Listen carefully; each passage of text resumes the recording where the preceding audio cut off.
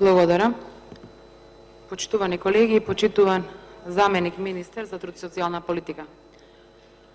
Откако уште пред да дојде Социјалдемократскиот сојуз на власт и сега откако сте на власт, постојано слушаме за реформи во системот на социјална заштита и тоа го слушаме веќе подолг период, но реалноста е сосема поинаква затоа што до ден денес системот на социјална заштита не претрпе една вистинска реформа со која што на вистина ќе се подобри животот на корисниците на социјални парични давања. Освен празни ветувања и предизборни празни ветувања, а сега и ветувања откако сте на власт, на вистина корисниците на социјална парична помош, а и на другите видови на материјални давања до ден денес не почувствуваа реално зголемување, ниту пак почувствуваа подобрување на нивниот животен стандард. Да не зборувам пак дека до ден денес не успеавте ниту да им помогнете да излезат од состојбата на социјален ризик или пак да ги избавите од сиромаштија. Со измените кои што ги предлагате во законот за вработување и осигурување во случај на невработеност, навистина не гледам можност, реална, искрена можност, со која што ќе им помогнете на корисниците на социјална парична помош, на лицата кои се технолошки вишок, на младите до 29 години, лицата над 35 години и се други категории на граѓани кои што спаѓаат во ранлива група на граѓани, кои што би требало да бидат цел за и приоритет за вработување и приоритет на лица на кои што треба да им укажеме помош, да им пружиме рака и да им помогнеме да се излечат од сиромаштија и да ги интегрираме во општеството. Навистина со овие измени не гледаме една искрена намера од страна на предлагачот. Зошто велам така? Навистина е убаво да се слушне што се воведува методот новиот метод на стручна работа преку управување со случај, затоа што овој метод може, доколку се има еден искрен пристап, може со заедничка работа на вработените во центрите за социјална работа и вработените во агенцијата за вработување, со една заедничка работа и една планска работа, можат да помогнат на лицата и на членовите на семејствата кои што се во положба од социјален ризик, ќе можат да помогнат да се интегрираат во општеството, но доколку се има искрен пристап и доколку овие лица бидат земени како приоритет за вработување. Во овој предлог закон стои дека ќе вработите нови 80 лица.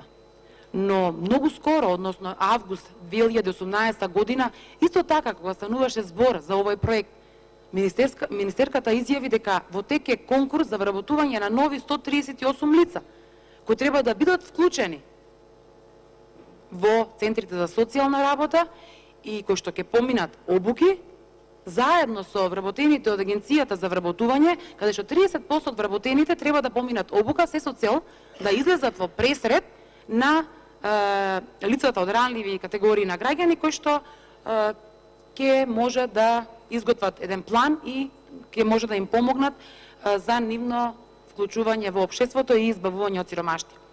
Ако во август вработивте 138 лица за истава оваа работа, сега барате вработување на нови 80 лица.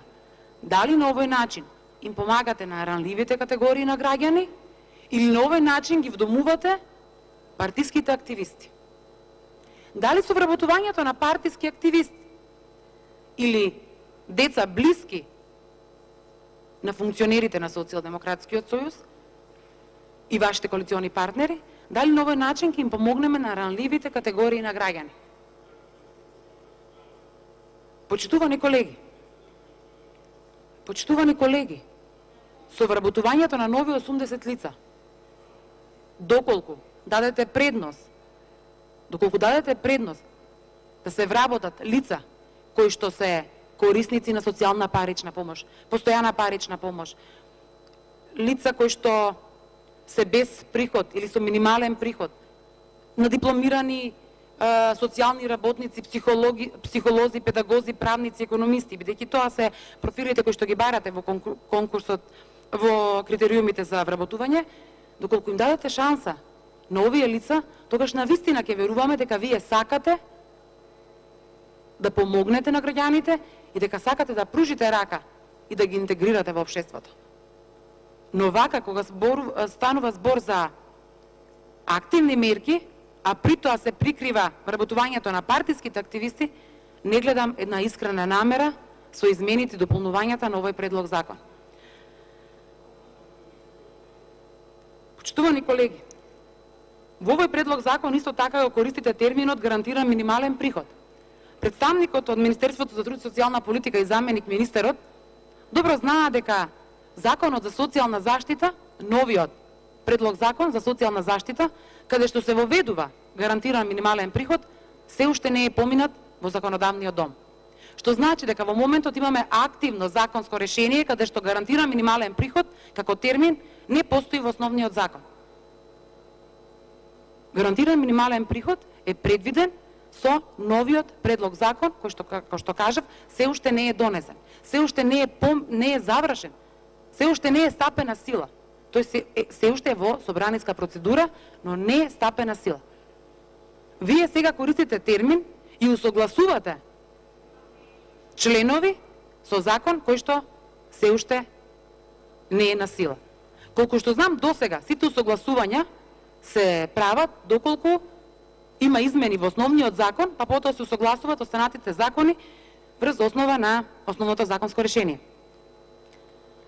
Некако ги туркате работите на брзина и на сила. И убаво ќе беше доколку вака истурканите закони по скратена постапка и носени на брзина, навистина го подобреа животот на лицата кои што се наоѓаат во положба од социјален ризик. Но за жал, освен чист популизам, до ден денеска не почувствува реално зголемување на материјалните средства кои што тие ги добиваат на месечно ниво. Бидејќи во член 18 во предлог законот стои дека се напишани кои се критериуми треба да ги исполнуваат лицата и кои профили се потребни, добро е да размислите да се додаде дека тука предност ќе имаат лицата кои што се дипломирани социјални работници, социјални работници, педагози, психолози, економисти или правници, кои што потекнуваат од семејства кои што имаат минимални приходи, семејства кои што користат социјална парична помош, постојана парична помош или пак семејства во кои што лицата, односно возрастните членови се корисници на технолошки, се под бюро за вработување и користат технолошки вишок, односно користат минимални средства. На тој начин, заеднички, ќе го изгласаме овој предлог закон и ќе бидеме сигурни дека овие 80 лица ќе бидат лица на кои што ќе им помогнеме, ќе им пружиме рака и ќе им помогнеме да се интегрираат во општеството. Лица на кои што ќе им помогнеме да се избават од сиромаштија и лица на кои што ќе им понудиме работно место. Затоа што ако сакаме да им помогнеме на граѓаните да се избават од сиромаштија, треба да имаме навистина силна социјална заштита и да имаме отварање на силна економија и отварање на нови работни места. Бидејќи немаме силна економија од како сте на власт, немаме отварање на нови работни места, единственото што не останува е работните места кои што ги распишувате да бидат доделени, односно да бидат вработени лица кои што навистина се квалитетни, имаат соодветно образование, ами чие што работно место им е неопходно. Затоа што со нивниот приход тие ќе помогнат и на нивното семејство. И на тој начин не помагаме на едно лице, помагаме на едно цело семејство или на едно цело домаќинство. Вака, додека слушаме дека администрацијата е пренатрупана и превработена, а секојдневно имаме конкурси за конкурси и вработување во јавната и државната администрација на нови партиски активисти, тогаш не останува да мислиме дека чистката која што ја најавувате во администрација ќе биде само за оние кадри кои што не се по вашиот терк. Почитувани колеги, ако некој бил вработен од претходната влада, не значи дека не е компетентен и не значи дека не ги извршува професионално своите работни задачи. Напротив, работници има во секоја институција, можеби има и луѓе кои што помалку ги извршуваат своите работни задачи, но тука партиската книжка нема никаква врска. Треба да вработуваме квалитет и треба да помагаме на оние на кои што им е најмногу потребно. Благодарам. Ветам ни Само едно подобрување. процедурално поправка, законот не е по скратена постапка,